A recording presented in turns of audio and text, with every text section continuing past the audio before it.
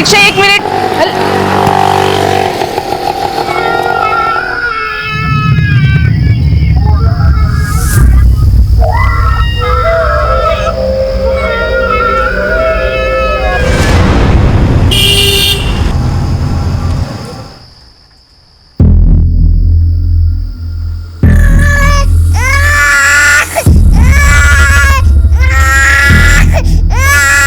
बस बस बस, ये लो बेटा, आप मैगी खाओ।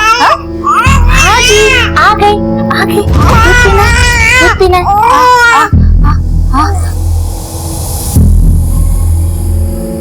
बेटा, आप नूडल्स खा ही नहीं रहे हो, मैं खिला दूं? बस बस बस बस।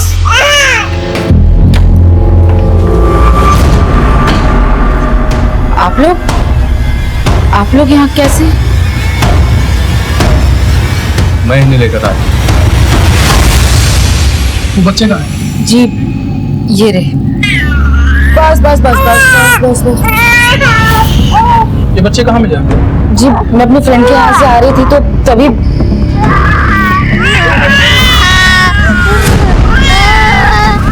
सर मैंने बहुत आवाज दी, लेकिन फिर क्या करती, बारिश होने वाली थी, मैं भी भीगती और बच्चे भी भीग जाते, इसीलिए यहाँ ले आई। सोचा पहले कुछ खिला दूं, फिर आपको फोन करने ही वाली थी मैं।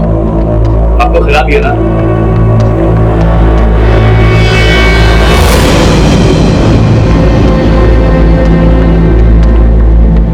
बेटा आपका नाम क्या है? जी बच्चे बहुत ही डरे हुए हैं, मैंने भी पूछने की कोशिश करी लेकिन कुछ बोले ही नहीं। गिरीश, एक काम करो, पूरे कमल नगर एरिया को छान मारो। मुझे लग रहा है अगर माँ बाप कहीं आसपास होंगे, बच्चों के लिए जरूर परेशान होंगे। और आसपास के सभी पुलिस स्टेशन में मिसिंग रिपोर्ट भी चेक करो। एक बात और, बच्चे जहाँ पर मिले हैं, अगर वहाँ पर सीसीटीवी है तो उसके फुटेज भी चेक करो। अब बच्चे को तैयार कर दीजिए, हम लोग इसे किसी एनजीओ में शिफ्ट कर देंगे। एनजीओ क्यों? आप हमें यही रहने दीजिए ना हमारे पास। अब मैं एक बैंक की एम्प्लॉय हूँ, आप मुझ पर ट्रस्ट कर सकते हैं। ठीक है, वैसे भी हमें किसी एनजीओ के बारे में पता करने में थोड़ा टाइम लगेगा, तब तक आप बच्चों को अपने पास रख सकते हैं। थैंक यू साहब, जल्दी पता लगाइएगा, मुझे आपके फोन का इंतजार रहेगा। जी बिल्कुल। ये तस्वीर में कौन है? ये हमारी बेटी है, स्कूल के स्विमिंग पूल एक्सीडेंट में। I am so sorry. आप लोग एक बार पुलिस स्टेशन आ जाइएगा, एफआईआर दर्ज कर लेंगे। जी चलो जी सर। नीता, ये तुम ठीक नहीं कर रही हो। ठीक तो तुम नहीं कर रहे हो रंजन।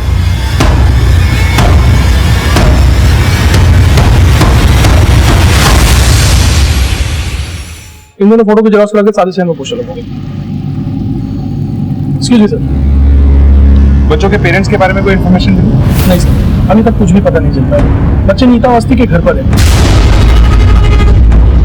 हम एनजीओ से भी पता कर रहे हैं, लेकिन उसमें थोड़ा टाइम लगेगा, इसीलिए फिलहाल बच्चों को उनके घर पर ही छोड़ दिया था। बच्चे वहाँ पर काफी कंफर्टेबल है और फैमिली भी काफी भरोसेमंद है सर। ठीक है, सभी पुलिस स्टेशन से अपडेट लेते रहो और स्टेट के सभी पुलिस स्टेशन से कांटेक्ट करो। हो सकता है ये लोग कहीं बाहर से आए, लेकिन इतने छोटे बच्चों को लावारिसों की तरह छोड़कर माँ बाप क्यों चले?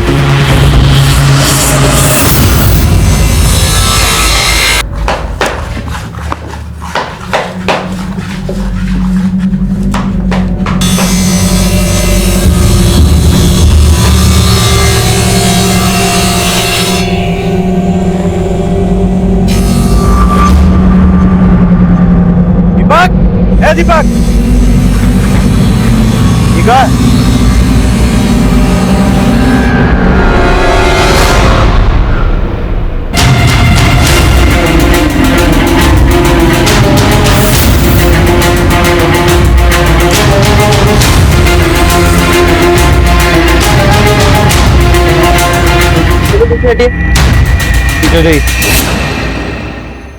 दुकान आपकी है और आपको नहीं पता कि ये बॉक्स कहाँ से है?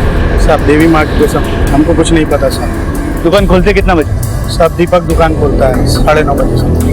जब तुमने दुकान खोला, किसी को बॉक्स रखते हुए देखा? नहीं साहब, हम तो सवेरे आए थे दुकान खोलने के लिए, हमें नहीं पता साहब। आप लोग पीछे हो जाइए प्लीज।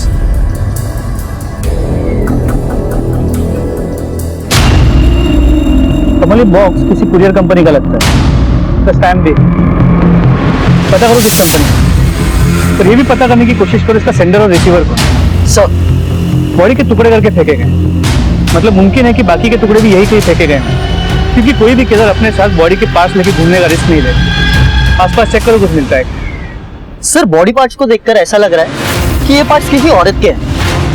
आसपास के पुलिस स्टेशन में चेक करो, किसी औरत की कोई मिसिंग कंप्लेंट है, तो जब तक बॉडी के बाकी पार्ट्स नहीं मिलते इन्हें फोरेंसिक भेज। सर कार्टन में मिले लाश के टुकड़ों से सनसनी फैल गई। पुलिस ने लाश के दूसरे हिस्सों को ढूंढने के लिए तलाश तेज कर दी। साहब मैंने फोन किया था साहब इधर आइए। साहब साहब हम लोग इधर मछली पकड़ने आते हैं, आ जाए तो साहब ये दे।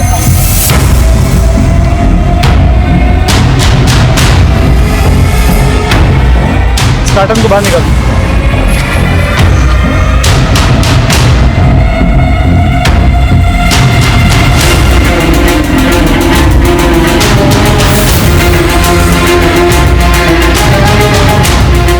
निकालो इसे। लगता है उसी बॉडी का टुकड़ा है जिसके टुकड़े हमें कल उस कारपेंटर के शॉप में मिले। सर लेकिन सिर नहीं मिला। जब तक सिर नहीं मिलता बॉडी पहचानना मुश्किल है। हो सकता है सिर को यहीं पे डिस्पोज करो, आसपास अच्छे से चेक करो और बॉडी को फोरेंसिक के लिए भेजो। सर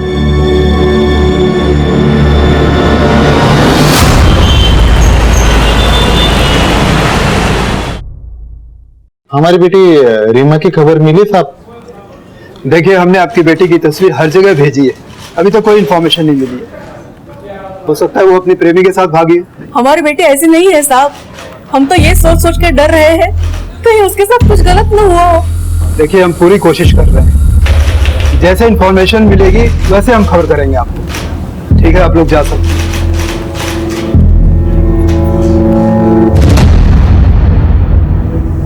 सभी थाने से इस लड़की की अपडेट लेते रहो। सर ये वो कार्टन है जो हमें कारपेंटर शॉप से मिला था और ये हमें तालाब के पास से मिला। इन दोनों बक्सों में एक औरत की बॉडी के कटे हुए हिस्से मिले और ये वो कपड़ों के चित्र है जो उन बॉडी पार्ट्स थे जो मैच करते हैं। तो हो सकता है कि ये बॉडी पार्ट्स किसी एक ही औरत के।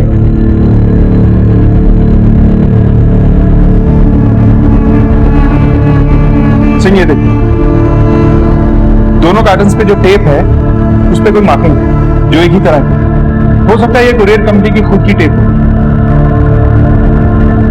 ये मार्किंग थोड़ी मिटी हुई है लेकिन ये नंबर थोड़ा क्लियर है। इस नंबर को हर एक कुरियर कंपनी में भेजो। हो सकता है इन कार्टन्स का राज खुल जाए। जी सर। पुलिस को लाश के टुकड़े कार्गो कार्टून बॉक्स में मिले थे और केवल इतनी सी लीड से पुलिस ने हजारों कोरियर कंपनीज को खंगालना शुरू किया। जॉन, बच्चों ने कुछ बोला? नहीं सर, मैं वहीं से आ रहा हूँ लेकिन अभी तक कुछ भी नहीं बताया। ठीक है, उनसे पूछताछ करते रहो, जैसे कुछ बोले मुझे इन्फॉर्म करो। सर कार्टन में जो बॉडी के टुकड़े मिले उन पर एक कपड़ा था जिसपे ये टैग है। इस टैग की हालत काफी खराब है। एक मिनट।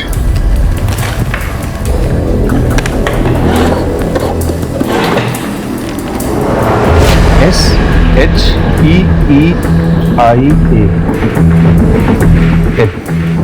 SHEEL। सिंह, ये आई नहीं एल हो सकता, यानी शीला। पता करो कि शीला नाम से भी कितना ब्रांड है और ये किसी बड़े डिजाइनर का ब्रांड नहीं लगता। इस पैमाने पे डिजाइनिंग करने वाली कई छोटी छोटी कंपनीज हैं, लेकिन शीला नाम पे जितने भी ब्रांड रजिस्टर्ड हैं सबके बारे में पता है। और हाँ, एक ही जैसे कार्टन बॉक्स और इन कपड़ों के टुकड़ों से ऐसा लगता है कि ये बॉडी किसी एक ही औरत की है। फॉरेंसिक रिपोर्ट से सब क्लियर हो जाएगा। तुम इस ब्रांड के बारे में पता करो। सर पुलिस को मिल रहे सारे सुराग बेहद ही मुश्किल और लंबी प्रक्रिया वाले थे, लेकिन पुलिस की मुस्तैद टीम पूरी सूझबूझ से अपनी तहकीकात को आगे बढ़ा रही थी।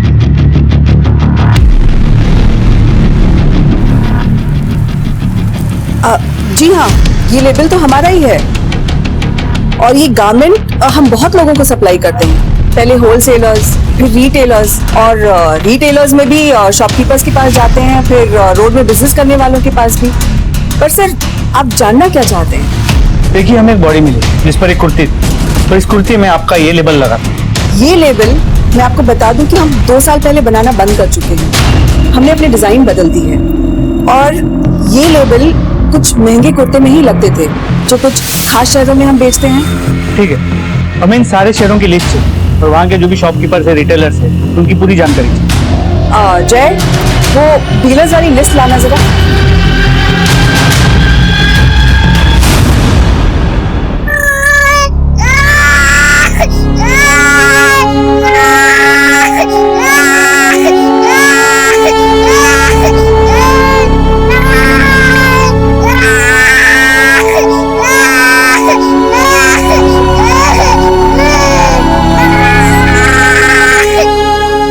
सर, उन दोनों कार्टन्स में जो बॉडी के टुकड़े मिले उनकी फोरेंसिक रिपोर्ट। सर, रिपोर्ट से पता चला है कि वो सभी टुकड़े किसी एक ही औरत की बॉडी के थे जिसकी उम्र करीब 30 साल हो। और वो कपड़े के टैग से कुछ पता चला? सर, हमने करीब 55 दुकानें और 350 डीलर्स को शॉर्टलिस्ट किया। यहाँ से शायद उस कुर्ती को खरीदा गया। और उन कार्टन बॉक्स के बारे में कुछ पता? सर, उस कार्टन पे जो लेबल था और जिस टेप से उसे बांधा गया उस पे अरेबिक में लिखा। मतलब ये कुरियर कंपनी इंटरनेशनल कुरियर में भी डील करती है? जी सर। सर, हमने करीब 90 कुरियर कंपनी से बात की और फाइनली एक कंपनी ने बताया कि इस कंसाइनमेंट को उन्होंने हैंडल किया। उनका नाम है लोडेड कुरियर्स। इस कुरियर कंपनी में जाके इन बॉक्सेस के बारे में पता करें। जी सर।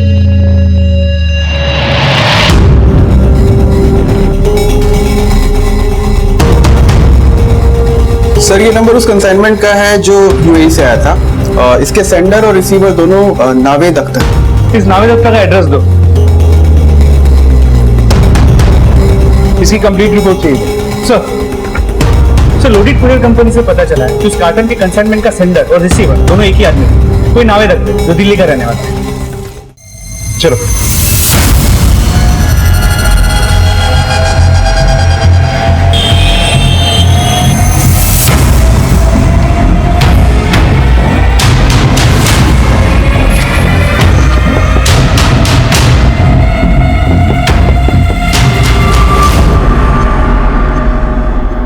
जी कहिए सर। इस कार्टन को पहचानते हैं?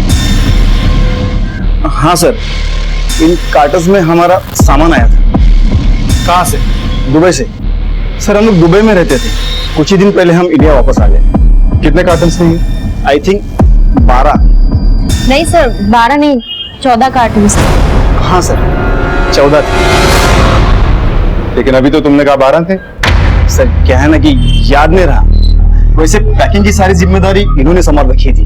मैं तो अपना बिजनेस रैप अप करने में मशगूल था सर।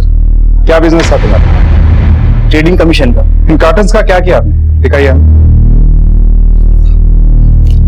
ये रहे सर। ये तो सिर्फ 8 है, अपने 14 गए। खाली कार्टन्स थे सर, होंगे कहीं यहाँ वहां तो हुए हैं, लेकिन लाश के टुकड़ों के साथ। अब अपने दिमाग पे भरपूर जोर डाल के हमें बताओ कि वो कार्टन्स कहाँ हैं, या फिर लॉकअप में ले जाके याद दिलाने में मदद करें हम तुम्हारी।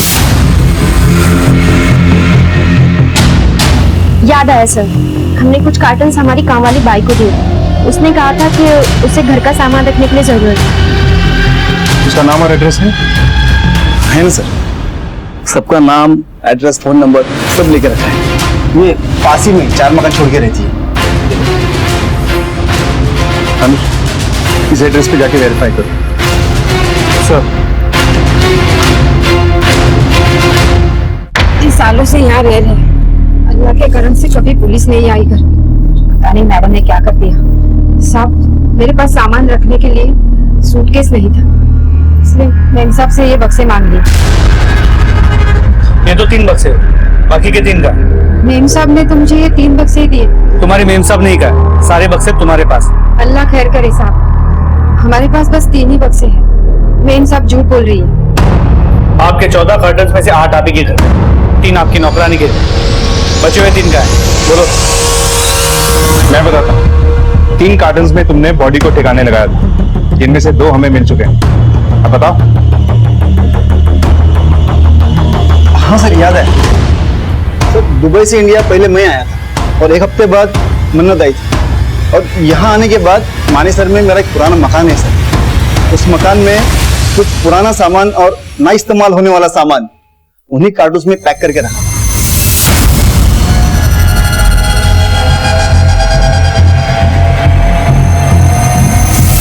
सर, इस तरह।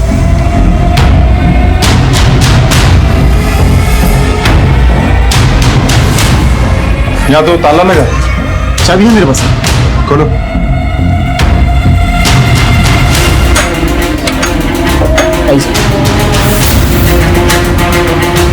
चेक करो पूरा घर।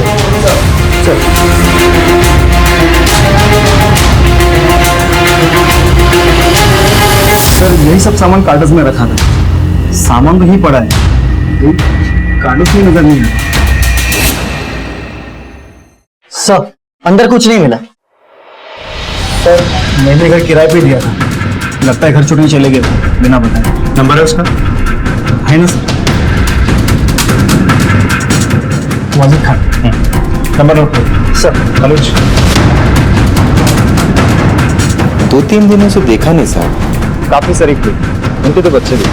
सर, जिस गैराज में हमारी ससुर जी की गाड़ी काम के लिए जाती है ना, वहाँ एक हिमायत नाम का आदमी है, उसको अक्सर वहाँ आते हुए देखा है। हिमायत कर सर, वो मस्जिद वाली गली में, किसी से भी पूछ लो।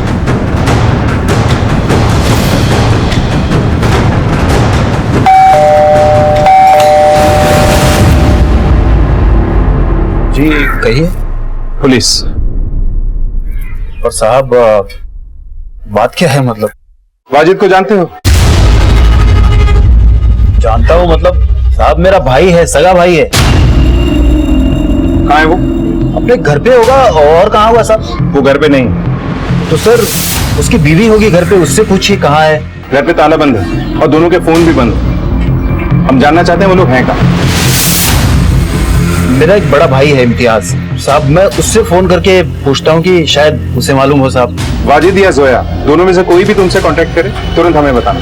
जी जी साहब।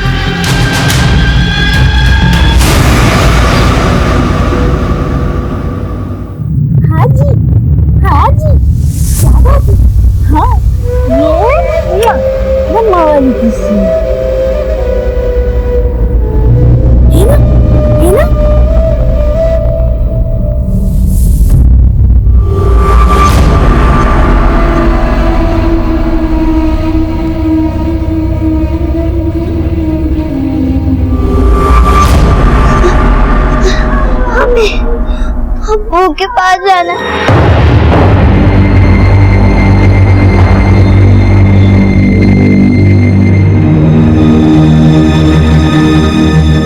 किसके पास जाना है बेटा? अब्बू के पास जाना है। आपकी मम्मी मतलब अम्मी कहाँ है?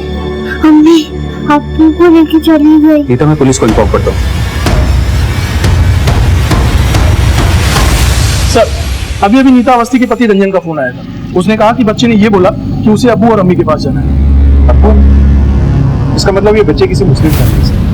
और कोई इन्फॉर्मेशन? नहीं सर। सिंह, तुम दोनों जाओ, बच्चे से पूछताछ करो, शायद इनकी फैमिली के बारे में देखिए। सर।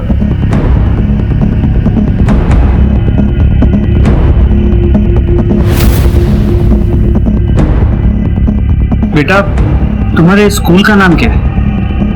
मेरे स्कूल का नाम मॉडर्न। मॉडर्न क्या बेटा? मॉडर्न। बेटा, तुम्हारा स्कूल है कहाँ? मॉडर्न। बेटा, तुम्हें वहाँ बस स्टॉप पे छोड़ा किसने था, अब्बू ने या अम्मी? अब्बू ने। तो जब तुम्हें वहाँ अब्बू ने छोड़ा, उन्होंने तुमसे कुछ कहा था? ये कहा था कि वो तुम्हें लेने आएंगे? सब रहने दीजिए ना, वो परेशान हो रहा है। Madam please. बेटा, तुम्हारे अब्बू ने क्या कहा था? उन्होंने कहा था कि परी का ख्याल रखें और कोई लेने के लिए आ जाए तो उसके साथ चले जाना।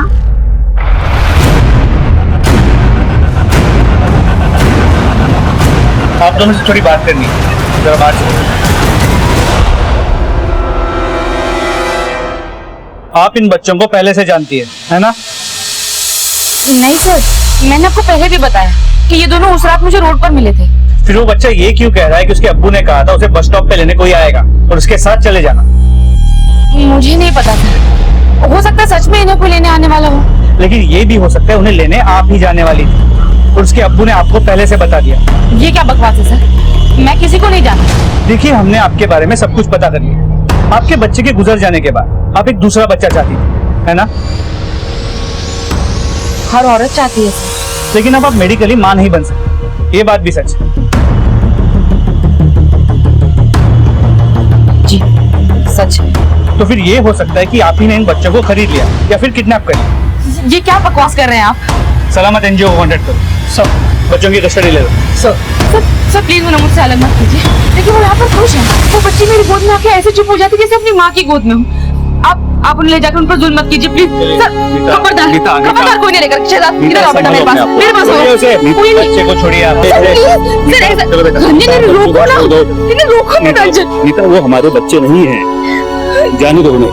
यहाँ गुरुग्राम में जितने भी स्कूल के नाम में मॉडर्न आता है वहां जाके इन बच्चों के बारे में पूछताछ करो, पता करने की कोशिश करो उनके माँ बाप का नाम क्या है और उनका एड्रेस क्या है। सर कोई लीड नहीं मिला।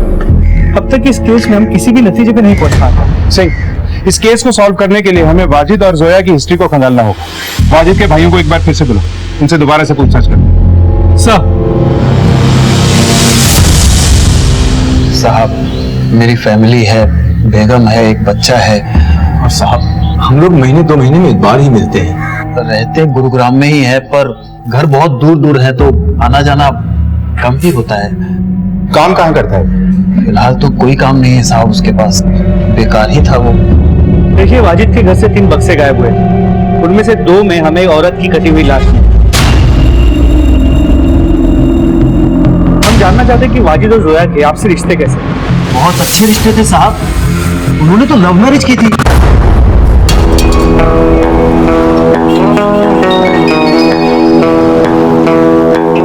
तुम्हें पता है ना जोया तुम क्या कर रही हो?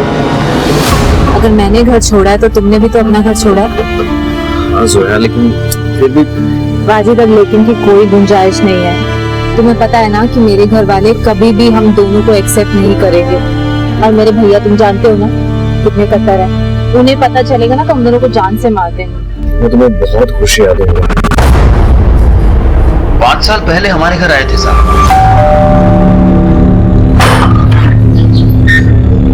अस्सलाम वालेकुम भाईजान। अरे वालेकुम अस्सलाम वाजिद मियां, अचानक? बस ऐसे ही आ गया था।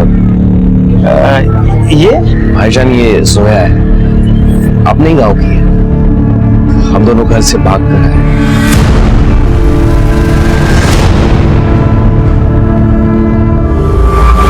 लेकिन एक बात मेरी समझ में, जब वाजिद और जोया दोनों एक दूसरे से प्यार करते थे, दोनों बालिग क्या कमाने की उम्र में थे और दोनों के मजहब भी एक ही, फिर दोनों को भाग के शादी करने की जरूरत क्या? साहब आपकी बात बिल्कुल सही है, लेकिन जोया ने मुझे खुद बताया था कि वो हिंदू धर्म से है।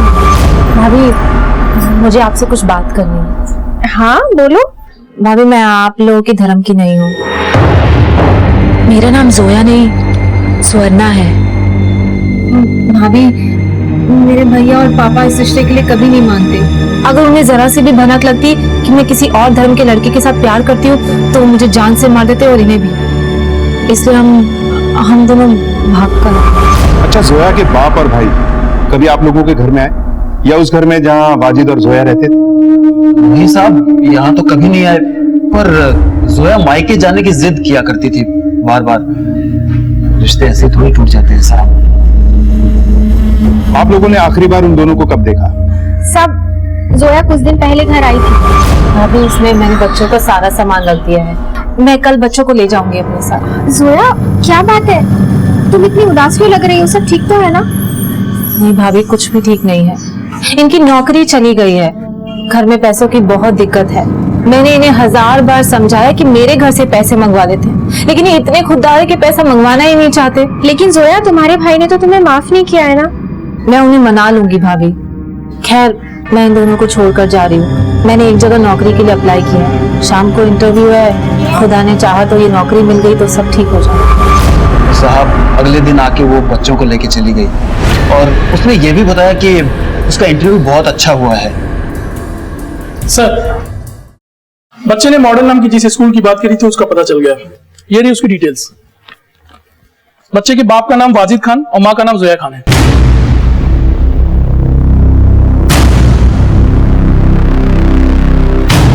फोटोग्राफ दिखाओ सर।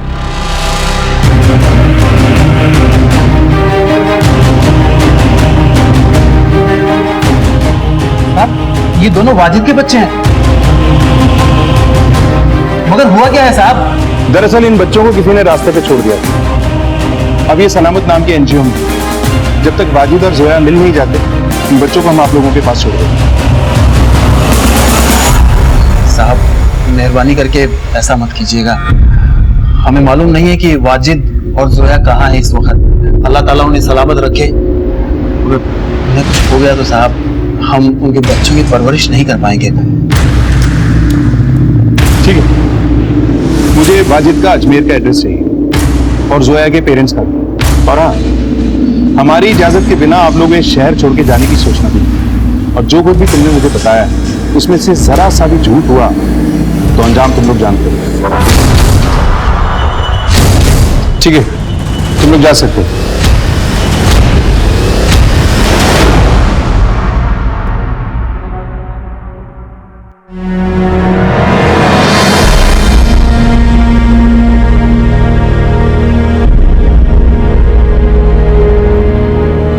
शहजाद,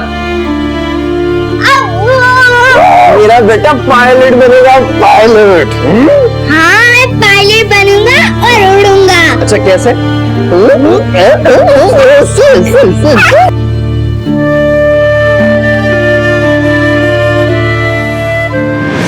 ठीक है, इस बारे में पूरी डिटेल्स मुझे दो। जय। सर, अलीगढ़ पुलिस स्टेशन ने इस लड़की की फोटो भेजी, ये मिसिंग। इसका नाम रीमा है। सर ये देखिए, इसने लगभग इसी तरह के कपड़े पहन रखे हैं जो हमें डेड बॉडी पे से मिले। ये महज एक इत्तेफाक हो सकता है, लेकिन ये भी हो सकता है कि मरने वाली लड़की यही है और ये दोनों केसेस बिल्कुल अलग हैं। You're right, लेकिन सबसे पहले हमें यह पता लगाना होगा कि ये मरने वाली लड़की कौन है। इसे पहचानना मुश्किल है, क्योंकि बॉडी का कटा हुआ सर अभी तक हमें नहीं मिला और कातिल ने जानबूझकर लाश के टुकड़ों को दूर दूर फेंक दिया था ताकि हम कभी भी उस तक ना पहुंच पाए। लेकिन सही सवाल अब भी कई है। एक ये कि अगर ये मरने वाली लड़की ये रीमा है तो सवाल यह है कि इसे किसने मारा होगा, क्यों, तो इसका वाजिद से क्या कनेक्शन है। और अगर ये जोया है तो जोया और उसके पति को जोया के बाप और उसके भाई से जानकर खतरा था। तो कहीं ऐसा तो नहीं कि वाजिद को भी मार दिया गया, या ये भी हो सकता है कि वाजिद ने इन दोनों में से किसी एक लड़की को मारा और कहीं भाग गया। और अभी हम सिर्फ डीएनए टेस्ट से पता लगा सकते हैं कि ये बॉडी जोया की है या रीमा की। सही कह रहे हो। एक काम करो, चौहान को बोलो कि उन बच्चों का ब्लड सैंपल लो और इस रीमा के माँ बाप का भी ब्लड सैंपल। और तुम ऐसा करो कि एक टीम लेके अजमेर जाओ, वहां की लोकल पुलिस से मदद लेकर जोया और वाजिद के बारे में पता करो। सर, अलीगढ़ पुलिस से मिले नए सुराग से पुलिस और भी उलझ गई थी। अब इस केस के तार बाहरी इलाके से जुड़ गए थे। जोया और वाजिद कहाँ थे? मीता को बच्चों का मिलना क्या महज एक इत्तेफाक था या कोई राज? पुलिस ने अपनी जांच टीम बढ़ा दी थी जो दिन रात इस गुत्थी को सुलझाने में लगी थी। तो आपका मतलब है वाजिद यहाँ नहीं है? जी हाँ, वाजिद जिस रोज से इस घर से गया उसने अपनी शक्ल तक नहीं दिखाई। उस लड़की का भाई जब देखो मुंह उठा के आता है और हमें धमका के चला जाता है। मेरी जोया से शादी के बाद उन्होंने फोन किया था मुझे। सुहाना आपा, तुम कहाँ चले गए हो वाजिद? वापस आ जाओ। मैं जल्दी लौटूंगा। सुहाना, फोन दे, फोन दे मुझे। वाजिद, इस बीवी से कहो कि अपने उस कमजोर भाई को समझाए जो आए दिन घर में आकर धमकियां देकर जाता है, पापा की इज्जत लूटने की बात करता है। आखिरी बार वाजिद से कब बात हुई? करीब 20-25 दिन पहले। बहुत परेशान थी, बता रहे थे उनकी नौकरी चली गई। वाजिद के घर से कुछ बक्से गायब हुए थे, उनमें से एक में हमें एक लड़की की लाश मिली। हो सकता है वो जोया, और वाजिद का भी कुछ पता नहीं चला। ये भी नहीं पता कि वो जिंदा है या नहीं। वाजिद का किसी रीमा नाम की लड़की के साथ संबंध था?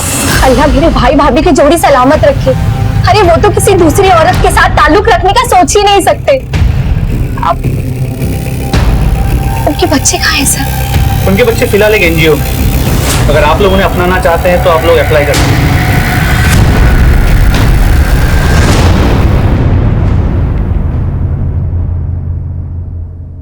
देखिए साहब, न तो हम ये जानते हैं कि वो लड़की कहाँ है और न ही हम जानना चाहते हैं। आपकी स्वर्णा से आखिरी बार बात कब हुई थी? 5 साल पहले, जब वो इस घर की बेटी थी और मेरी बहन थी। उसके बाद कभी उसने कॉल नहीं किया।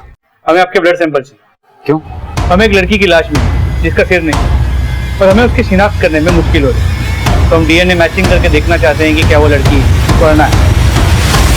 हमारी बदकिस्मती है कि उसकी रगों में भी हमारा ही खून दौड़ रहा है, और भगवान से मानूंगा कि लाश उसी की हो। सब अजमेर में जोया और वाजिद दोनों के घर वालों से बात हुई।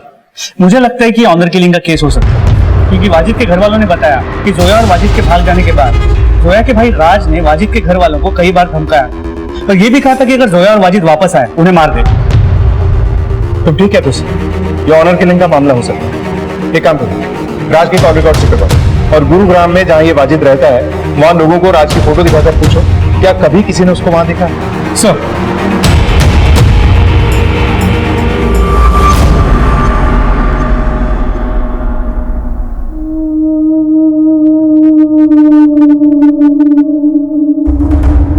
ये कपड़े तो मेरी बेटी के हैं साहब। आप लोगों को पूरा यकीन है कि ये कपड़े आपकी बेटी की? मुझे आज भी वो दिन याद है जिस दिन वो ये कुर्ती खरीद कर लाई थी। बहुत अच्छी है, तुझमें बहुत खिलेगी। देखिए, हमें एक लड़की की कटी हुई लाश मिली। ये कपड़े उसी लाश पर से इस बात को कंफर्म करने के लिए हमें आप लोगों का ब्लड सैंपल चाहिए। डीएनए मैच होगा तो ये बात कंफर्म होगी कि वो लाश आपकी बेटी रीमा की है। सर आपने सही कहा। जोया के भाई राज की मोबाइल की लोकेशन 27 अगस्त और उसके 1-2 दिन बाद यहाँ गुरुग्राम में वाजिद के घर के आसपास की रही है। सर ये देखिए, इस राज को उठाओ और सख्ती से पूछताछ करो। सर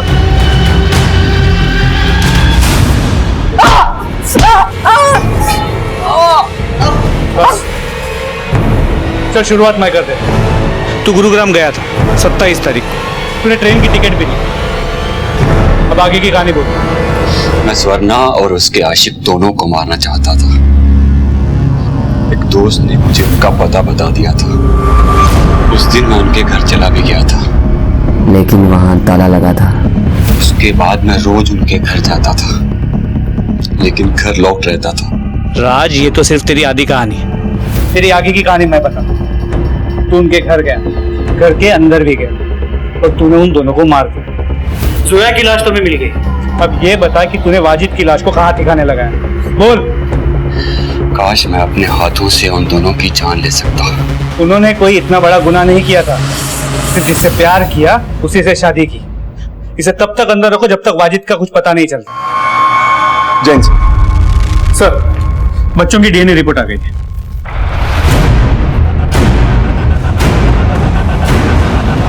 सिंह, मुझे 27 अगस्त की इन तीनों की पूरी डिटेल चाहिए। कौन कहां था, क्या कर रहा था, किससे मिल रहा था? सर, पुलिस के हाथ कुछ अहम सुराग लग गए थे। अब उनके शक और तफ्तीश का दायरा भी सीमित हो गया था। सर, एक इंपॉर्टेंट बात पता चली। क्या? हत्या वाली रात यानी 27 अगस्त को हमें जिस जिस जगह लाश के टुकड़े मिले थे, हर उस जगह पे एक टेम्पो को देखा गया सर। हमने टेम्पो के मालिक का पता भी लगा लिया। ये रही उसकी डिटेल्स। सर, रीमा की लीड, उसका फोन अभी अभी स्विच ऑन हुआ था। लगता है इस केस से बहुत जल्द पर्दा उठने वाला है, क्योंकि हमारी हरकत को देख के हत्यारे भी हरकत में आएंगे और कोई ना कोई गड़बड़ जरूर करेंगे। सब पे नजर बनाए रखो। और चौहान, इस टेम्पो के मालिक को उठा के लाओ और तुम रीमा को ट्रैक करो।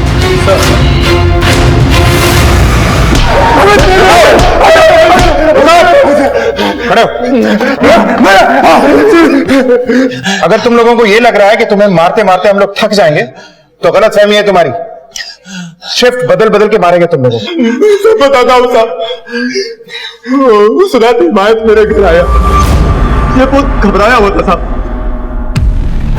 सब खैरियत तो है ना? खैरियत तो नहीं भाईजान, हमें वाजिद के घर अभी निकलना होगा। ऐसी क्या जरूरत पड़ गई जो इतनी रात को तुम दोनों अपने उस भाई वाजिद के घर गए?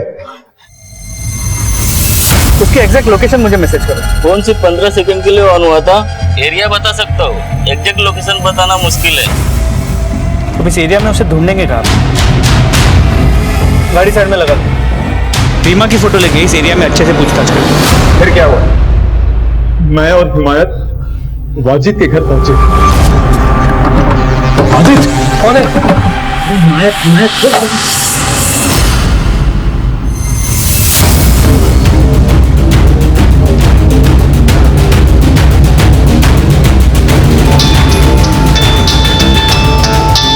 हाँ बोलो सर, इसने अभी फोन ऑन किया है। इसके पहले कि उसका फोन स्विच ऑफ हो जाए उसका लोकेशन ट्रेस करो। इमीडिएटली भेजो मुझे।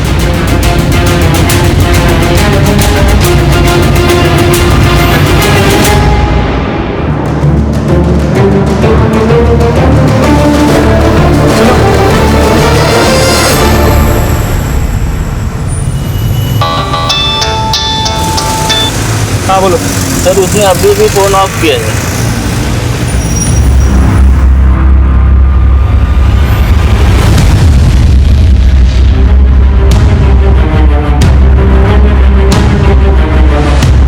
ये क्या किया? मेरे पास और कोई रास्ता नहीं था भाईजान। पागल हो गए? और बच्चे अंदर सोए हैं। कैसे भी करके इसको ठिकाने लगा देते हैं। भाईजान मुझे जेल नहीं जाना है, प्लीज प्लीज मुझे बचा लीजिए।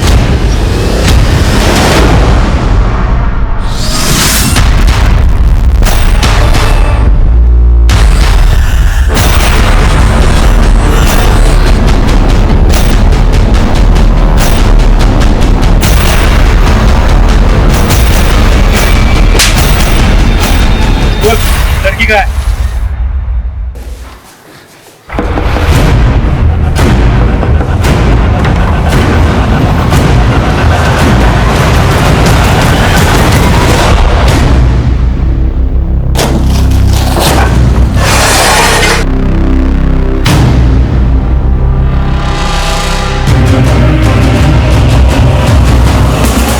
साहब, लाश को ठिकाने लगाने के लिए मैंने और हिमायत ने सिर्फ वाजिद की मदद की, हमने किसी को मारा नहीं साहब। भाईजान सच कह रहे हैं, तुम लोगों ने एक मुजरिम का साथ दिया, पुलिस से बात छुपा के इन्वेस्टिगेशन को गुमराह किया।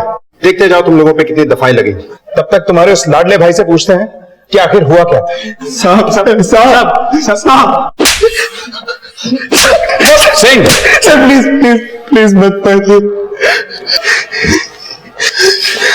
चल वो, ये सब क्यों किया? वरना उल्टा लटका के मारूंगा। सर, मेरी और जोया की शादी हो गई थी।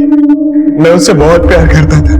वो दूसरे धर्म के होने के बावजूद उसने हमारे मजहब में अपने आप को बहुत अच्छे से ढाल लिया था। उसके घर की माली हालत भी बहुत बेहतर थी हमसे। और यहाँ मैं 2 वक्त की रोटी के लिए दर दर भटक रहा था। नौकरी ढूंढ रहा था मैं, पर मिल नहीं रही थी। मैंने जोया से जो भी वादा किया था वो मैं पूरा नहीं कर पाया था, इसलिए दिन ब दिन वो गुस्सा हो रही थी मेरे ऊपर। वाजिद, सिर्फ प्यार मोहब्बत से घर नहीं चलता। घर चलाने के लिए बहुत सारी चीजें चाहिए होती है। तुम खुद तो काम नहीं करते, कम से कम मुझे तो काम करने दो। हाँ तो करो ना, मैंने कब मना किया तुम्हें? वाजिद, मैं सिर्फ अपने लिए नहीं इस घर के बारे में सोच रही हूँ। अरे यार तो सोचो ना, जाओ प्लीज, मेरा दिमाग खराब मत करो यार। मैं दिमाग खराब कर रही हूँ? मैं दिमाग खराब करूँ कि तुमने मेरा दिमाग खराब कर रखा है? तंग आ गई हूँ मैं इस घर में। रोज रोज की किटकिट की वजह से वो मेरे दिल से उतर रही थी। एक दिन दोस्त की शादी के सिलसिले में मैं चंपारण गया। तब मैंने रीमा को पहली बार देखा था। पहली नजर में मुझे पसंद आ गई थी और मैं भी रीमा को पसंद आ गया। मैं इसे सब कुछ सच सच बताने वाला था, लेकिन मैं डर गया था कि अगर इसे सब कुछ सच सच बता दूं तो ये मुझे छोड़ देगी। इसलिए मैंने एक दिन इसे गुरुग्राम बुला लिया, लेकिन हम दोनों को जोया ने साथ में देख लिया और वो मुझ पर बहुत गुस्सा हुई। वाजिद,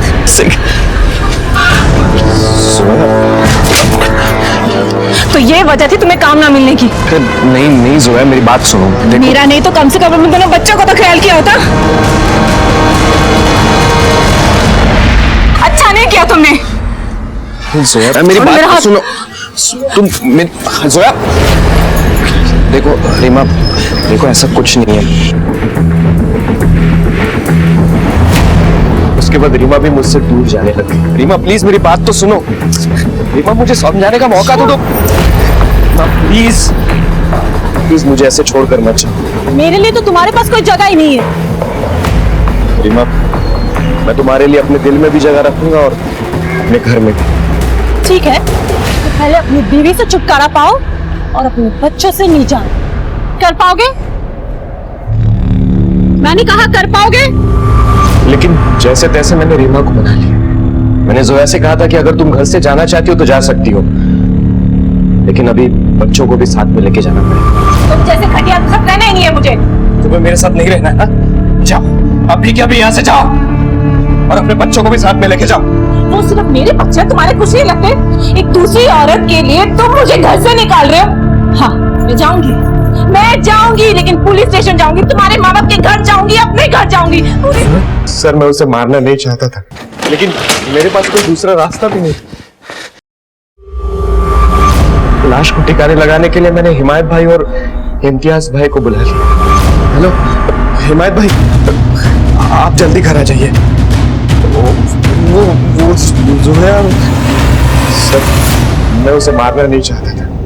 मैं रीमा से शादी करना चाहता था। रीमा को लेकर भाइयों से पैसे लेकर कहीं दूर जाकर बसना चाहता था, लेकिन रीमा मुझे बच्चों के साथ एक्सेप्ट नहीं कर रही थी। दोनों लड़कियों पे एक जैसे कपड़ों की क्या पहेली है?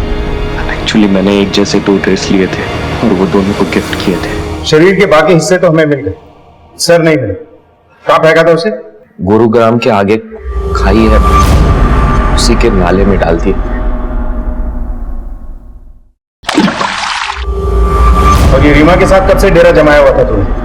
हमें पता चला कि पुलिस हरकत में आ गई है, इसलिए हमें भागने का मौका ही नहीं मिला।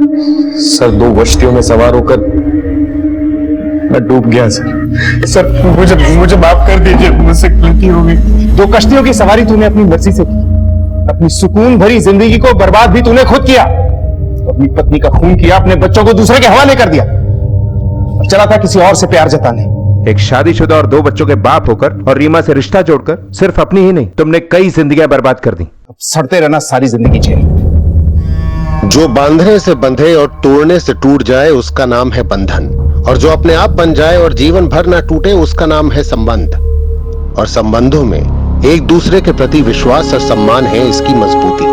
जहां सगे बाप ने अपने बच्चों से रिश्ते का बंधन तोड़ लिया, वहीं नीता ने उन बच्चों से हमेशा के लिए संबंध जोड़े रखने के लिए उनकी लीगल कस्टडी के लिए एप्लीकेशन दायर कर दी है, जो अदालत में जेर गौर है। याद रखिए, रिश्ते महज जोड़े नहीं जाते, निभाए जाते हैं। देखते हैं हमारे आज के एपिसोड की दूसरी कहानी।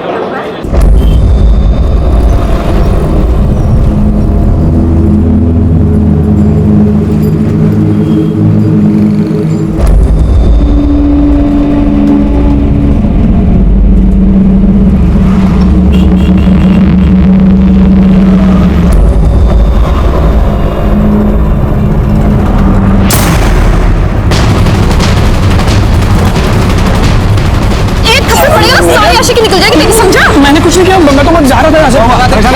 नहीं, अरे दोस्त नहीं, दोस्त नहीं यार, अरे मेरी बात मैंने नहीं किया।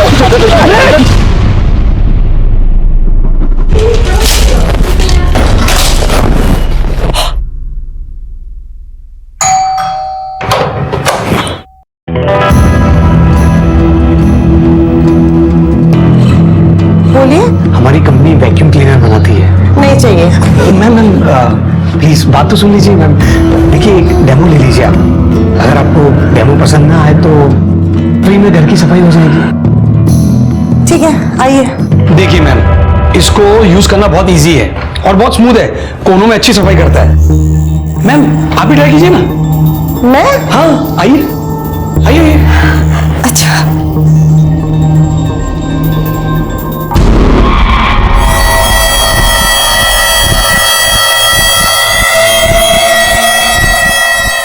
मैम आप गलत कर रही है। हाँ मैं आपको सिखाता हूँ। हाँ नहीं, आप रखिए अपना हाथ, ये हाथ यहाँ पर और ये हाथ थोड़ा इधर। हाँ और धीरे से, एकदम धीरे धीरे, एकदम स्मूथ। मैम मैं आपको और बहुत कुछ सिखा सकता हूँ, बेडरूम में चले। बदतमीज! सुरेश! सुरेश! सुरेश! सुरेश कौन है? सुरेश! नहीं मैम, सुरेश! क्या हुआ? अरे ये मुझे छेड़ रहा था। छेड़ नहीं रहा था, मैं छेड़ नहीं रहा था, वैक्यूम क्लीनर अंदर कैसे आ? हर लड़की हर औरत को हवस भरी नजरों से देखना एक प्रकार की मानसिक विकृति है, जो बहुत सामान्य दिखने वाले लोगों के मन में दबी रहती है। पर यहाँ तो ये लड़का बेशर्मी की सारी हदें पार कर रहा था। इसे ना पिटने का डर था ना बेइज्जती का। आखिर ये लड़का था कौन और इसकी बदनीयती इसके साथ क्या करने वाली थी? आई बाबा खुद तो चले गए पर मेरी जिंदगी बर्बाद कर गए। क्या जरूरत थी उन्हें गणेश को दहेज में इतना सब देने का वादा करने की? अब दिन रात वो मुझे मारता है। इस बात तो बोल के भेजा है, बिना पैसा लेके वापस आई तो मुझे जान से मार देगा। हाय मैं अब क्या करूं, कहाँ जाऊं, मुझे कुछ समझ में नहीं आ रहा। अगर पूरी अपने मरे हुए बाप को कोसने से क्या फायदा, उनको थोड़ी मालूम था ऐसे अचानक चले जाएंगे और तेरे को ऐसे दुख देखने पड़ेंगे। आज तो कहा बहुत परवाह करता है ना अपनी बहन की। देख क्या हालत हो गई है इसकी, कुछ करता क्यों नहीं? करूंगा, जरूर करूंगा। बाबा ने जो गणेश भाव को वचन दिया ना, वो मैं पूरा करूंगा। कैसे करेगा? एक नौकरी तो तेरी टिकती नहीं। भाई इसके लिए मुझे अपने आप को बेचना पड़ा ना तो बेचूंगा, पैसा लाऊंगा और वो भाव के मुंह पे 50,000 रुपया मारूंगा। 50,000? इतने पैसे कहाँ से लाएगा तू? तू टेंशन कैसा लगे थे, तू इन सब में मत पड़ यार। देख अंकित, ये सब बातें बनाना और टाइम वेस्ट करना बंद कर। मैं बोल रही कोई अच्छा सा जॉब क्यों नहीं ढूंढ लेता तू? मेरे को पता है मुझे क्या करना है, तेरा लेक्चर सुनने को नहीं आया हूं। मैं यहाँ पर आया था कि तेरे से मिलकर थोड़ा रिलैक्स हो जाऊंगा, उल्टा तूने मेरे को गुस्सा दिला दिया। अंकित अच्छा I'm सॉरी, मुझे बता तेरा गुस्सा कम करने के लिए मैं क्या कर सकती हूँ?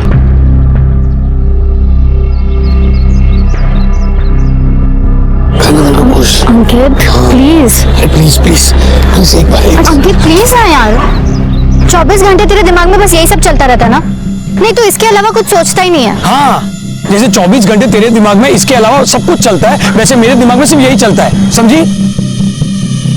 देख शादी से पहले ये सब कुछ नहीं हो सकता, और मैं बोल रही कोई अच्छा सा जॉब ढूंढ ले, वरना मेरी मॉम है ना मेरी शादी किसी और के साथ करवा देगी, फिर तू देखते रहना मेरे सपने। अरे पूरे जाते रोज की कटकट।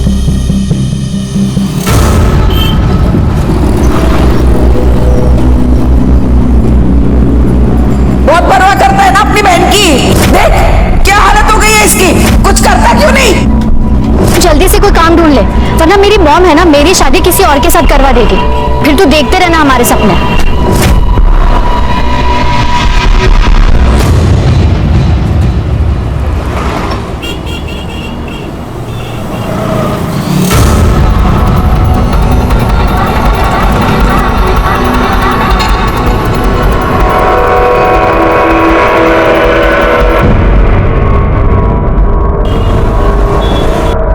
भाई एक बार ही नौकरी लग गई ना, फिर तू देख सब ठीक हो जाएगा, सबके दिन अच्छे आएंगे।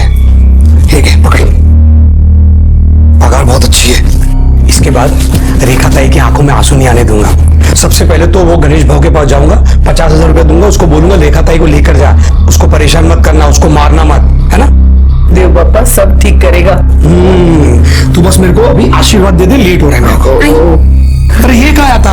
अरे गोड खा, दही साखर आहे, सर्व काम चाललं होणार। ओके चल मैं जल्दी चल चल चल चल।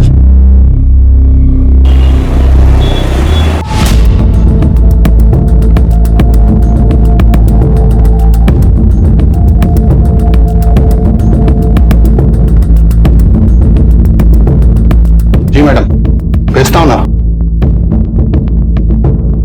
हाय मैं हूं रसिक भाई। Hello sir. फोन पे हमारी तुम्हारी बात हुई थी। जी जी।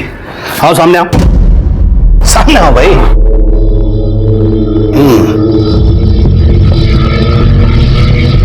गुड, घूम के दिखाओ। जी अरे घूम के दिखाओ भाई, घूम जाओ घूम जाओ घूम जाओ।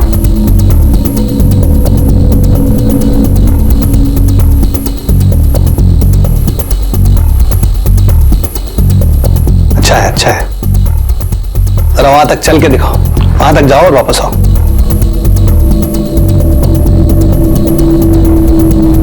हाँ ठीक है ठीक है, आ जाओ वापस। हाँ बढ़िया है। हाइट क्या है तुम्हारी? हाइट 5'9". और चेस्ट साइज क्या है? अरे सीना कितना चौड़ा है तुम्हारा? 46 होगा। 46। और वेट क्या है? 72 kg। इधर आओ। अरे इधर आओ भाई। मैं वो जाओ जाओ, मुंह दिखाओ, मुंह खोलो और खोलो।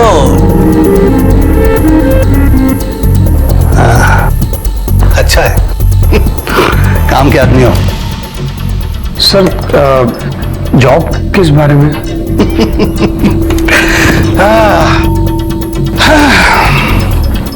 अंकित, हम निराश औरतों को खुश करने की सर्विस प्रोवाइड करते हैं। मुझे एक बात बताओ, औरतों और सेक्स के बारे में क्या ख्याल है तुम्हारा?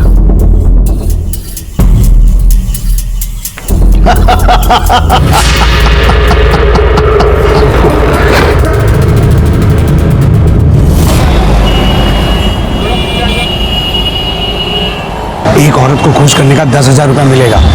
20% कमीशन रसीद भाई रखेगा। जितना ज्यादा क्लाइंट उतना ज्यादा पैसा। लाइफ सेट एकदम। क्या बात कर रहा है? मतलब ऐश भी और कैश भी दोनों एक साथ? नहीं नहीं नहीं, मुझे तो विश्वास ही नहीं हो रहा। क्या ना सब कुछ सुनाने का मुझे तो एक क्लाइंट भी मिल गई है। कल जा रहा हूँ उसके पास। तू मुझे ना विश कर। चादर बदलाए ना। अरे तू मुझे विश करना। All the best. क्या है ये? क्या है? अरे थोड़ा टाइट विश कर ताकि परफॉर्मेंस एकदम टाइट हो। ऑल द बेस्ट मेरे भाई, परफॉर्मेंस एकदम तगड़ा करना।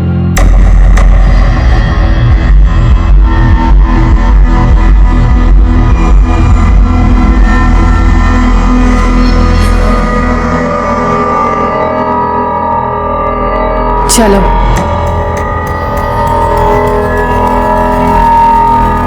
चलो, पहले पैसा फिर काम, समझा? मैम वो रसीम भाई ने बोला था कि पहले पेमेंट, मतलब रूल है तो उसको फॉलो करना पड़ेगा। ला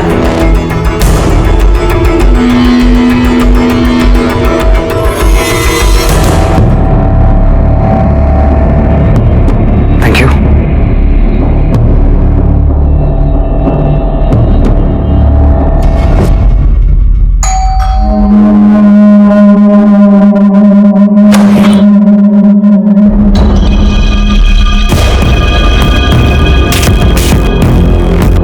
अंदर आओ, अंदर आओ।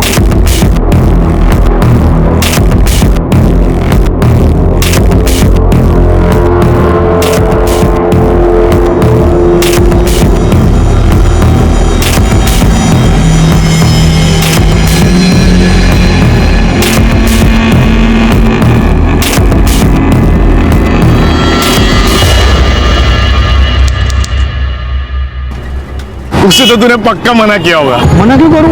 अरे काम है मेरा। इस बात के नोट मिलते हैं मेरे को, और मेरे को उससे कौन सी शादी करनी थी, है कि नहीं? अंकित सुनना यार, मेरी भी लगवा देना। रसिक भाई से बात करना प्लीज प्लीज, मेरे लिए बात करना। तेरे लिए बात करो? हाँ, क्या प्रॉब्लम है? अरे थोपड़ा वक्त तुझा। अरे मतलब तेरा थोपड़ा देखना यार। देख इस लाइन में, स्पेशली इस लाइन में जो दिखता है ना वही दिखता है, कुछ भी। तू रसिक भाई से बात करना, बाकी का मैं देखता हूँ। अरे तू पागल हो गया क्या? अरे तू एक काम करना, कोई अच्छा सा जॉब ले ले, मतलब क्लर्क का या फिर डिलीवरी बॉय बन जा कहीं पे। ये तेरे बस का काम नहीं है यार, समझा? एक मिनट आइए। हाँ आई बोल। हाँ नहीं, घर पे आ रहा हूँ मैं। पहले एक जगह से पेमेंट लेनी है। क्या कब आएगा ये? कितनी देर बैठूं? और क्या है, अभी आ रहा है तू? 1 घंटे से तेरा इंतजार कर रहा हूं, तू मस्त घूम घाम के आ रहा है। तुम्हारी काम से क्या था भाव? ये पकड़ो 25,000 रुपया।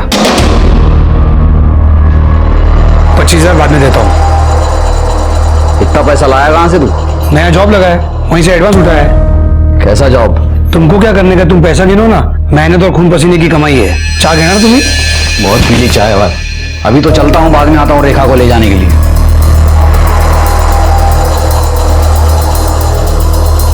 तूने मेरा घर बचा लिया, थैंक यू। ये पागल ताई है तू मेरी। तेरे लिए नहीं करूंगा तो किसके लिए करूंगा? ऐसा मत बोल, समझी ना?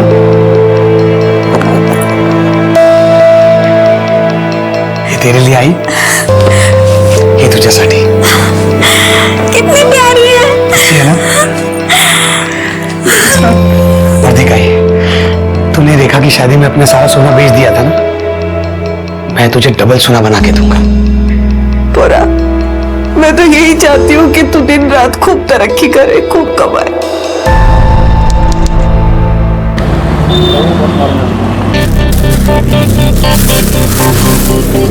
वाह अंकित, ये मेरे लिए है। ऑफ कोर्स तेरे लिए है, लेडीज परफ्यूम है इसका, मैं क्या करूंगा। हाँ लेकिन अंकित ये बहुत महंगा होगा। हाँ इसलिए इसको रखने की कंडीशन। कंडीशन क्यों? ये तू तभी लगाएगी जब हम एक हो जाएंगे। मतलब देखना बाजू में एक अच्छा सा लॉज है, चलना एक होने के लिए चलते हैं। तू फिर से शुरू हो गया। ये ले, नहीं चाहिए मुझे परफ्यूम, तू रख। पागल तेरे लिए। एक मिनट। हेलो, हाँ सर। हाँ सर, बस मैं अभी आता हूँ सर। Okay sir. आप कहाँ जा रहे हो? मला एक क्लाइंट मीटिंग है, मैं तुला नंतर भेटतो। अरे पर अंकित ऐसे कैसे तुम? अरे मैं मिलता हूँ तुझे, चल बाय। अच्छा सुन, इसे तू बिना कंडीशन के रख सकती है। Okay, love you.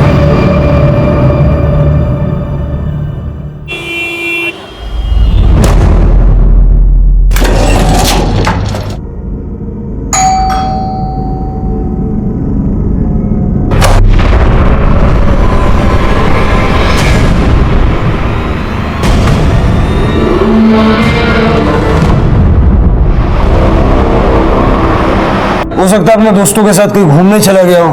अरे नहीं साहब, वो बिना बताए किधर भी नहीं जाता है। 8 बजे बराबर घर पे आ जाता है। आज आधी रात होने को आया, अभी तक घर नहीं आया। उसका फोन भी नहीं चालू है। मुझे तो लगता है साहब मेरा बेटा कोई मुसीबत में है। साहब हम हाथ जोड़ती है, मेरे बेटे को ढूंढ के दो। कहाँ काम करता है आपका बेटा? वो कोई कंपनी में काम करता है, नाव तो नहीं मैं थी। 1.5 महीने से लगा है उधर काम पे। ठीक है, अपने बेटे का मोबाइल नंबर और फोटो दे दीजिए, हम उसको ढूंढते हैं। कोई साहब कोई ये मजा मिलगा। क्या है कि कल के और आज के और थोड़ा बहुत कुछ डाल के 1000-1500 रुपया मनी ऑर्डर कर देंगे हम लोग। वो देख बैग।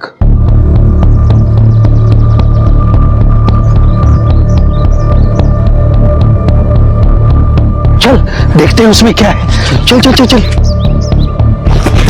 रुक। कोई नहीं है।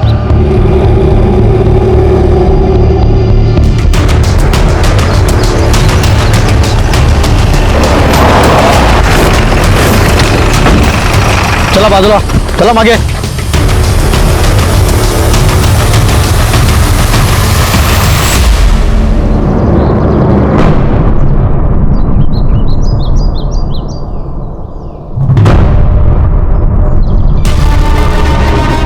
सर ये तो वही लड़का है जिसकी माँ कल पुलिस स्टेशन में मिसिंग कंप्लेंट लिखवाने आई थी। अंकित नाम है इसका। बॉडी को बाहर निकाल।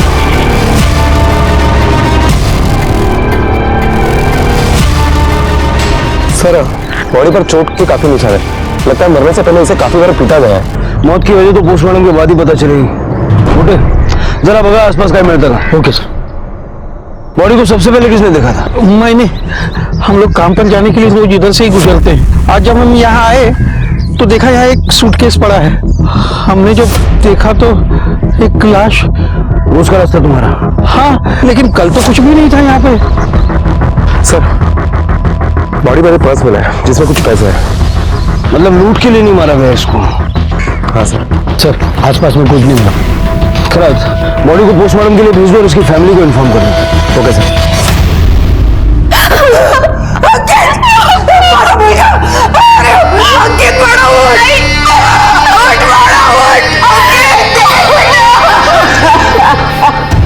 सर अंकित की पोस्टमार्टम रिपोर्ट आ गई है।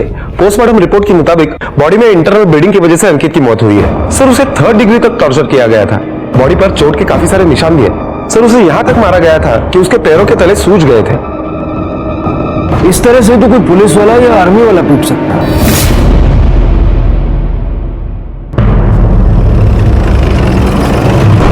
उसने हमें बताया नहीं कि वो कहाँ काम करता था, लेकिन हाँ उसकी पगार अच्छी थी। कुछ दिनों से बहुत खुश था, सबको बहुत खुश रखता था। कितनी चिंता थी उसको मेरी और आई की। बोलता था हमें फिर कभी दुखी नहीं होने देगा। और सबको दिया। आप शादीशुदा हैं? आपके हस्बैंड भी नजर नहीं आ रहा। वो उनका एक्सीडेंट हो गया है और पैर में फ्रैक्चर है, इसलिए आ नहीं पाए वो। अंकित का किसी से कोई अफेयर था? नहीं मालूम सर, उसने कभी नहीं कुछ इस बारे में बताया। किसी से कोई लड़ाई झगड़ा दुश्मनी? दोस्तों के बारे में तो पता होगा ना? उसका एक ही दोस्त है, बेस्ट फ्रेंड, संतोष कामड़ी। खरत, संतोष कामड़ी को पुलिस स्टेशन बुलाओ। रेखा का पति अंकित के गायब होने से लेकर अब तक कहीं नहीं दिखा। वाकई बेड रेस्ट पे है या मामला कुछ और है? सर, ये संतोष। बस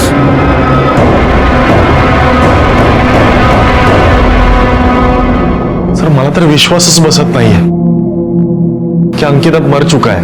मेरा बहुत अच्छा दोस्त था सर वो। हम दोनों। अंकित काम क्या करता था? वो पैसों के लिए औरतों के साथ, मतलब आप समझ रहे हो ना, धंधा करता था साहब।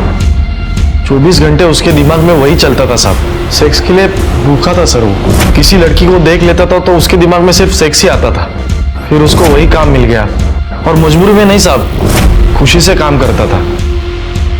अच्छे खासे पैसे भी मिलते थे उसे। किसके लिए काम करता? नहीं पता साहब, उसने कभी बताया नहीं। हाँ, लेकिन वो नवघर में पाटिल कॉलेज के पास उसे एक पैम्पलेट मिला था जिस पर डे 10,000 कमाने का ऑफर था।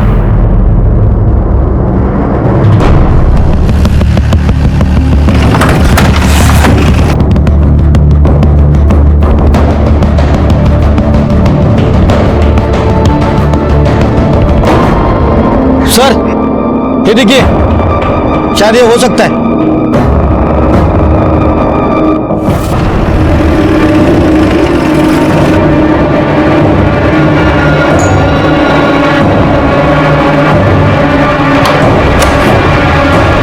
रसिक भाई। जी साहब। ये तुम्हारे लिए काम करता था?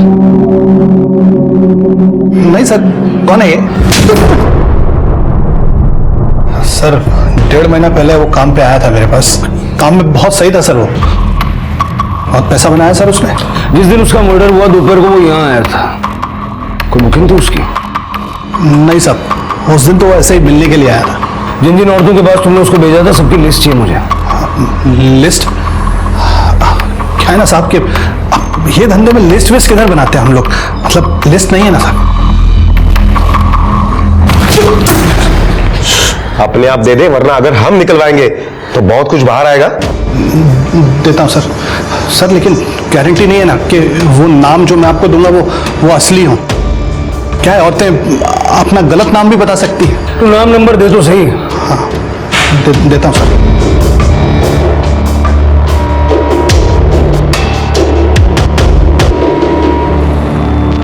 प्रोस्टिट्यूशन के चार्ज में अरेस्ट करो इसे। खराब सर, साहब, सर।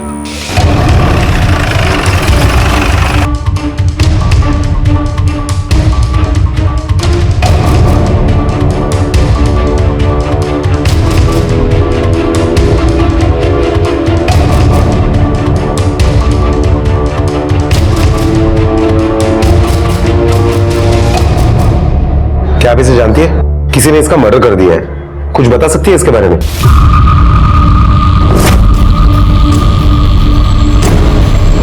कौन है?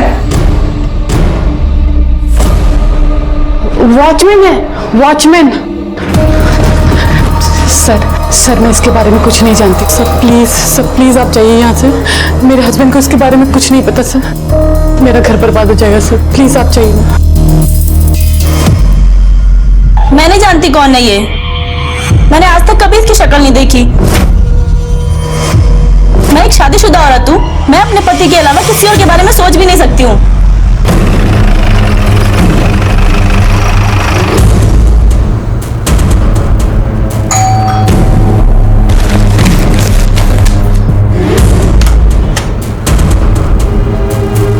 नैना देशमुख? जी। इसे जानती है आप?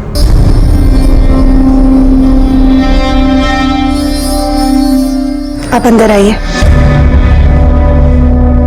जी बैठिए।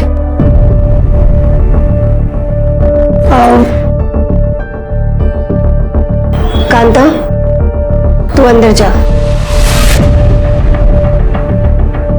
सर वो एक बार यहाँ आया था। एक्चुअली एक बार मैं उसके साथ कैजुअल सेक्स में इन्वॉल्व हुई हूँ। सर एक विडो हूँ मैं। 10 साल पहले ही मेरे पति गुजर गए। तो एक औरत की अपनी फिजिकल नीड होती है, मेरी अपनी कुछ जरूरतें हैं। इसके बारे में और कुछ जानती है आप? यही कि ये एक पेड सेक्स वर्कर है और एक बार यहाँ आया था। कब आया था? अब ऐसे एग्जैक्ट डेट तो मुझे नहीं पता, पर हाँ 1 महीने पहले आया होगा। काम से आया था, ज्यादा बात नहीं हुई, फिर वो चला गया। उसके बाद वो आपसे कभी नहीं मिला?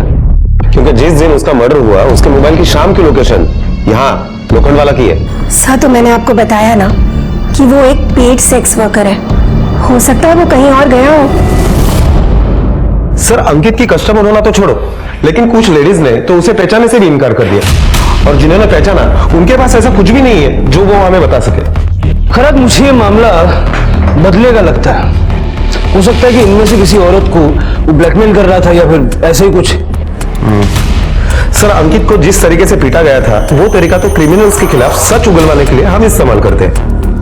पता करो अंकित के आसपास जितने भी लोग हैं उनमें से किसी का पुलिस या आर्मी से कोई कनेक्शन है क्या? Okay sir. सर इंक्वायरी की तो पता चला है कि रेखा के पति के पैर में वाकई में फ्रैक्चर हुआ है, लेकिन ये किसी एक्सीडेंट की वजह से नहीं, बल्कि कुछ लड़कों ने उसकी पिटाई की है उसी के मोहल्ले में।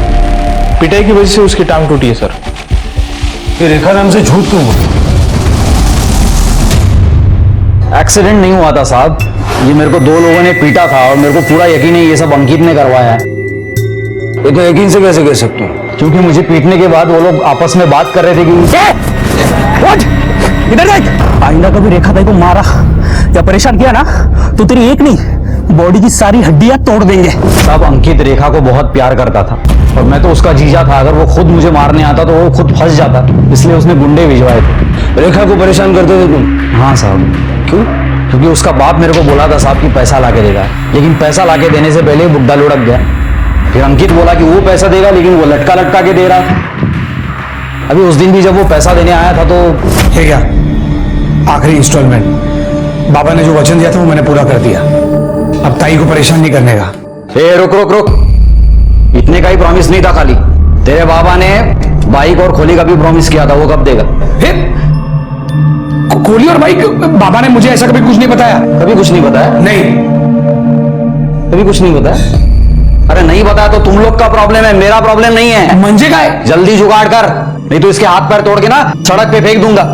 भाऊ बाद में आ जाना तू उठाने। अभी निकल चल। खोली और बाइक देना तो छोड़ो साहब, उल्टा उसने मेरे को पिटवा दिया। और इसलिए तुमने अंकित को मार दिया?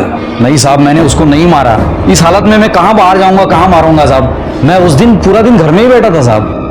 खुद नहीं किया होगा, किसी को सुपारी दी होगी? नहीं साहब, मैं एकदम सिंपल सा आदमी हूँ साहब, ये सुपारी उपारी मेरे को कुछ नहीं मालूम साहब। और वो अंकित तो मेरे को पैसा देने वाला था साहब, मैं उसको मार के अपना नुकसान क्यों करता? उन 2 लड़कों का हुलिया याद है जिन्होंने तुम्हें पीटा था? हाँ साहब। साहब हमने कुछ नहीं किया साहब, साहब हमने कुछ नहीं किया साहब, साहब मारो मत साहब, मैंने कुछ नहीं किया साहब, साहब पैर पड़ दो साहब, किसके कहने पर गणेश को पिटवाया? संतोष कामरे बोला था साहब, उसने पैसा दिया था इस काम का। और अंकित को किसने मारा? तुम लोगों ने? उसकी सुपारी किसने दी थी? नहीं साहब, वो नहीं पता, वो अंकित के मर्डर से हमारा कोई वास्ता नहीं साहब, हम सच बोल रहे साहब।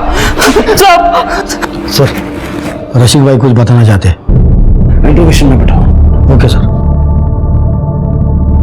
वो जो बोला ना कुछ भी झूठ निकला, खैर नहीं तुम्हारी। बोल। सर एक बात याद आई तो सोचा आपको बता दूं। अंकित उसका दोस्त है साहब, संतोष, वो आया था साहब मेरे पास काम मांगने के लिए। मैं उसको बोला कि कुछ दिन बाद बोलता हूँ। बाद में साहब मैंने ये बात अंकित को बताई तो अंकित बोला कि रसिक भाई अगर आप संतोष को काम दोगे तो मैं जॉब छोड़ दूंगा। बाद में कुछ दिन के बाद संतोष आया था साहब मेरे पास।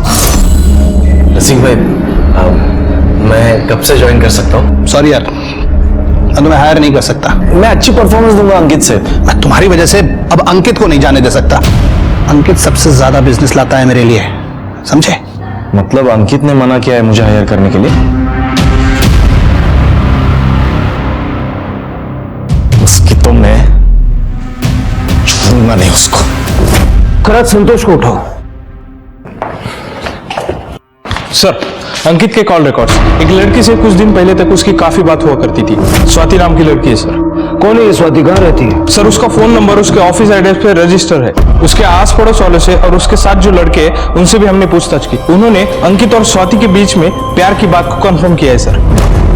मतलब ये लव स्टोरी का एंगल भी हो सकता है जो अंकित की मौत का कारण बना।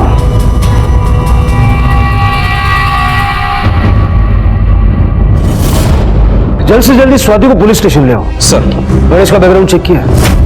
अभी तक कुछ मिला नहीं है सर। ठीक है।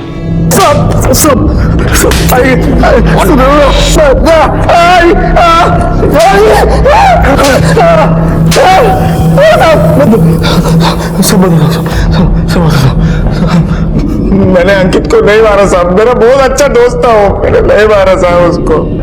मैं भी पैसा कमाना चाहता था साहब। मैंने अंकित को बोला रसिक भाई से मिलवा, तो उसने साफ मना कर दिया। तो मैं चुपके चुपके रसिक भाई के घर गया, उसके पीछे पीछे। रसिक भाई को पूछा तो उन्होंने बोला कि अंकित ने मना कर दिया मुझे हायर करने के लिए।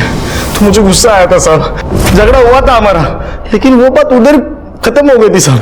बात तो खत्म हो ही जाएगी क्योंकि तूने अंकित को ही खत्म कर दिया। अगर तू किराए के गुंडों से गणेश को पिटवा सकता है तो एक्सपर्ट हायर करके अंकित को मरवा भी सकता है। नहीं साहब, वो अंकित ने बोला था गणेश को पिटवाने के लिए। और रेखा ताई को बहुत पीटता था गणेश, बहुत मारता था। और अंकित ही नहीं चाहता था कि उसका नाम सामने आए। बहुत अच्छा दोस्त था ना तू अंकित का। वो भी जानता होगा कि उसकी गर्लफ्रेंड थी। हाँ, स्वाति। लेकिन उन दोनों का ब्रेकअप हो गया था साहब। क्यों साहब? उसके घर वालों को अंकित पसंद नहीं था। वो अमीर लड़की, ये चौल का लड़का। उन लोगों ने उसको एक बार पिटवाया था साहब, बहुत बुरी तरह मारा था साहब, बहुत बुरी तरह। सर, स्वाति आई है। अंकित अच्छा लड़का था सर। अगर अच्छा लड़का था तो ब्रेकअप क्यों हुआ? किसने किया ब्रेकअप, तुमने या उसने? सर, वो मेरी मॉम को हमारे बारे में पता चल गया था। वो अंकित को बिल्कुल पसंद नहीं करते थे। उन्हें लगता था कि वो निकम्मा और आवारा किस्म का लड़का है।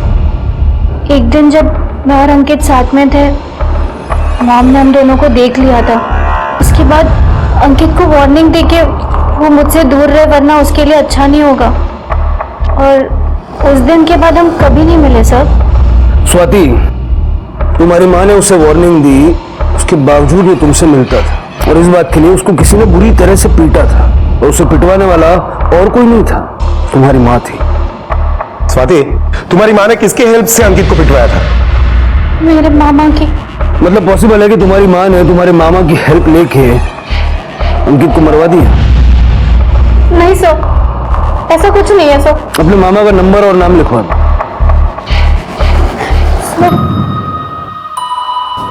मामा का नाम है एसीपी प्रताप मौर्य।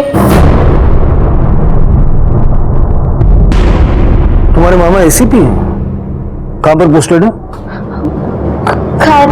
ये अंकित और तुम्हारा रिलेशन फिजिकल था? सर, अब ये कैसा सवाल कर रहा है? स्वाति, तुम अंकित की गर्लफ्रेंड थी, तो जाहिर है तुम्हें यह पता होगा कि अंकित सेक्स एडिक्ट था। वो सब मुझे नहीं पता, पर मैं जब भी उसे मिलती थी वो हमेशा कन्विंस करता था मुझे ये सब के लिए। लेकिन मैंने उसे साफ साफ कह दिया था शादी से पहले ये सब कुछ नहीं हो सकता। लेकिन जब मामा ने उसे मारा था तो 2 दिन के बाद मैं उसे मिलने गई थी। उसकी मॉम बाहर गई थी और ऐसा क्यों किया मेरे साथ उन लोगों ने? सिर्फ इसलिए कि मैं तेरे से प्यार करता हूँ, बस यही गलती है मेरी। नहीं, तुम्हारी कोई गलती नहीं है। अगर मैं मॉम की बात मान लेती ना और तुमसे दूर रहती तो ऐसा कुछ नहीं होता। अब मैं तुमसे कभी नहीं मिलूंगी। नहीं, ऐसी बात मत कर। मैं तेरे बिना जी नहीं पाऊंगा, मर जाऊंगा मैं।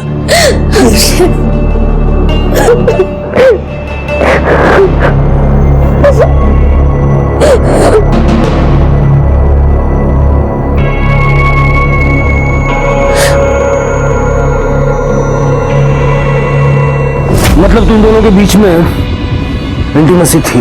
सब पहली और आखिरी बार था। अंकित से आखिरी बार बात कब हुई थी? 12 तारीख को, गायब होने के एक दिन पहले। हम अगले दिन मिलने वाले थे। 13 तारीख को सर मैंने उसे बहुत फोन किया, फोन बंद था। और फिर नेक्स्ट डे न्यूज में देखा कि उसका खून हो गया। स्वाति, जब तक ये केस सॉल्व नहीं हो जाता शहर से बाहर मत जाना और अपनी सारी डिटेल्स लिखवा के जाना।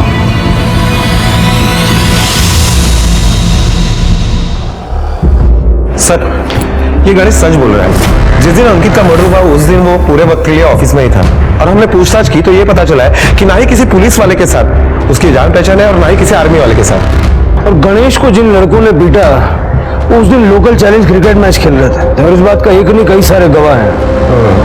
सर, संतोष भी अपने भांजे के मुंडन में प्रतापगढ़ में था। सर, अगर इनमें से किसी ने नहीं मारा है तो आखिर मारा किसने? सर, स्वाति के घर का एड्रेस A24 निर्मला कॉलोनी लोखंड वाला है।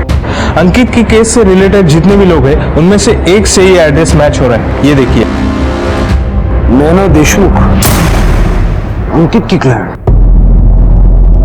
स्वाति से क्या लेना देना? सर, वो मेरी बेटी है। तो आप जानती थी कि अंकित आपकी बेटी का बॉयफ्रेंड है, भी उसके साथ? नहीं सर, मैंने कुछ नहीं किया। वो उस दिन मैंने झूठ बोला था। एक्चुअली एक बार मैं उसके साथ कैजुअल सेक्स में इन्वॉल्व हुई हूँ। दरअसल जब मैंने दरवाजा खोला तब मैंने देखा कि वहाँ अंकित खड़ा है। हॉट। तुम यहाँ क्यों आए हो? देखो, मुझे यहाँ कोई तमाशा नहीं चाहिए। अभी मेरा कोई गेस्ट आने वाला है। नहीं हो गेस्ट हो सासू माँ। क्या बकवास कर रहे हो तुम? बकवास नहीं कर रहा हूँ मैं। रसिक भाई ने मुझे ही भेजा है आपकी खातिरदारी करने को। चले। नहीं, तुम जाओ यहाँ से। Deal cancel. नहीं। पार्सल आ गया है, पेमेंट तो करनी पड़ेगी। पेमेंट? ये लो अपने पैसे और दफा हो जाओ।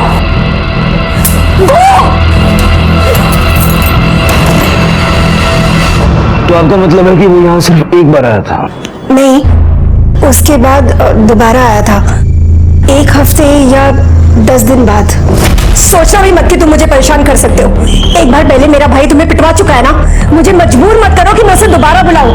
ठीक है, बुला लो। हाँ, बुला लो। हाँ? यस। फिर मैं, तुम और तुम्हारा भाई तीनों मिलकर ये वीडियो देखेंगे। बहुत मजा आएगा।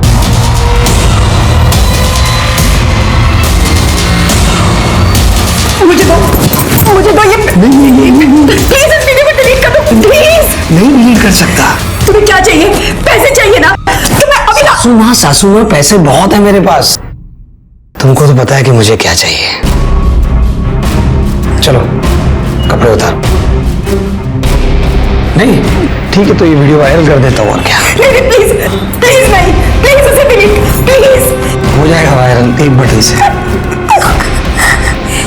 कपड़े उतारो ना।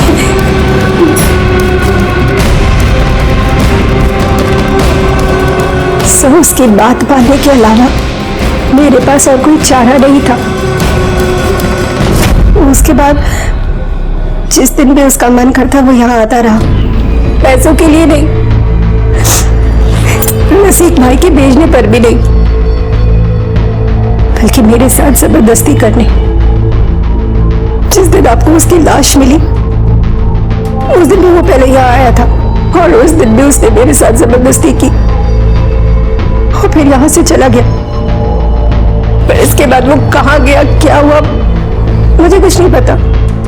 इतना सब कुछ होने पर आपको नहीं लगा कि पुलिस को बताना चाहिए? एसीपी मोरे साहब तो आपके भाई हैं। साहब को पता है ना, अगर कोई भी बात पुलिस तक पहुंच जाती है तो फिर उसे पब्लिक होने में भी वक्त नहीं लगता। मेरी बेटी स्वाति तो क्या सोचती मेरे बारे में, मेरा भाई क्या सोचता, और मैं इतना बड़ा रिस्क नहीं।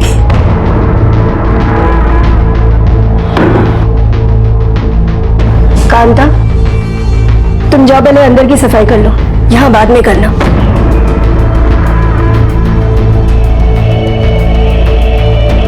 आप कुछ कह रही थी? सर मैं आपसे विनती करती हूँ, प्लीज इस बारे में स्वाति से कुछ मत कहिएगा, प्लीज सर।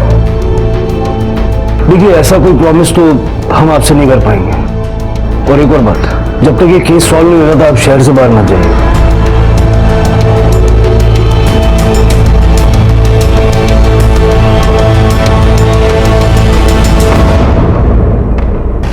कार चलो एसीपी साहब के ऑफिस। सर ये केस तो बहुत टफ होते जा रहा है। पहले हाई प्रोफाइल औरतें थी और अब एसीपी साहब भी। खरा अब नाम आया है तो इन्वेस्टिगेट तो करना पड़ेगा। बात करता हूं उनसे, देखते हैं कैसे रिस्पॉन्ड करते हैं। थैंक यू सर, इतने शॉर्ट नोटिस पे आपने हमें मिलने के लिए वक्त दिया।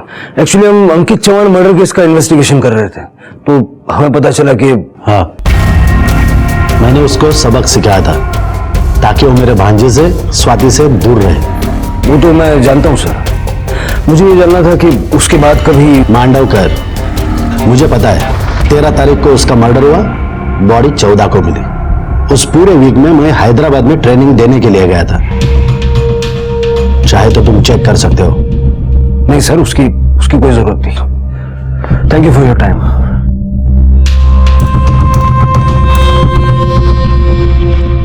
सर आपको क्या लगता है एसीपी साहब सच बोल रहे हैं? अगर वो कह रहे हैं कि ट्रेनिंग पर थे तो ट्रेनिंग पर ही होंगे। ये भी हो सकता है कि मोरे साहब ने किसी को अंकित की सुपारी दी हो। सर अगर ऐसा है तो हम उनके कॉल रिकॉर्ड तो चेक कर सकते हैं ना?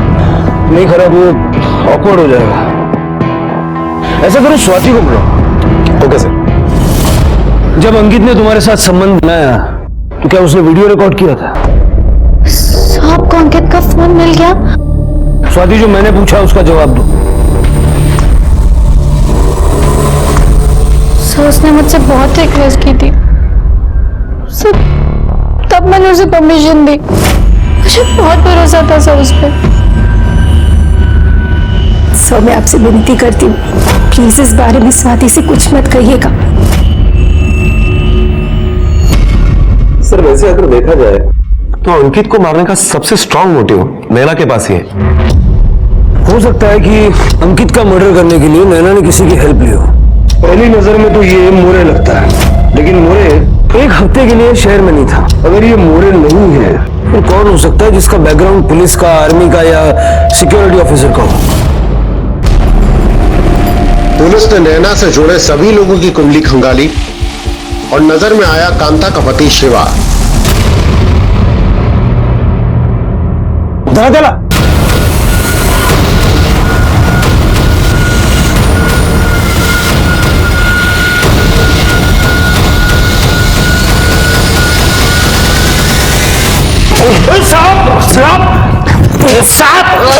सच बोले?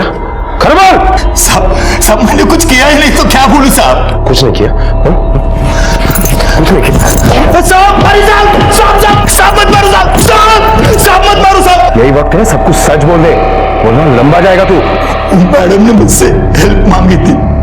कौन मैडम? नैना मैडम। सब उसके अच्छे पैसे भी दे रही थी। अंकित उसको मिलने को आया तब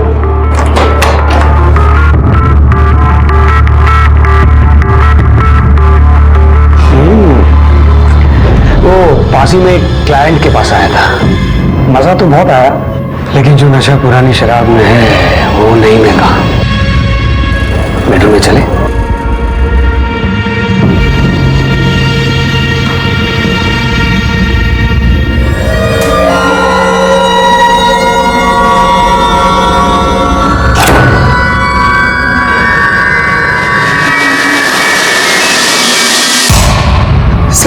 मेरा एक दोस्त बाहर गाँव गया था, उसकी खोली खाली थी। मैडम ने अंकित को मेरे साथ में उस खोली में छोड़ा और बोली कि वार्निंग देके उसे छोड़ने के पहले उसे तोड़ दे ताकि वो आगे से परेशान नहीं करे। मैं सिक्योरिटी डिपार्टमेंट में काम करता हूँ, मुझे पता है किसको किधर मारना है किधर नहीं मारना है, इसलिए सेफ मारा साहब उसे ताकि चोट नहीं दिखे। मुझे सब दारू के नशे में पता ही नहीं चला। सब मैंने देखा वो मर गया था, मैं वैसे डर गया, मैंने मैडम को फोन किया।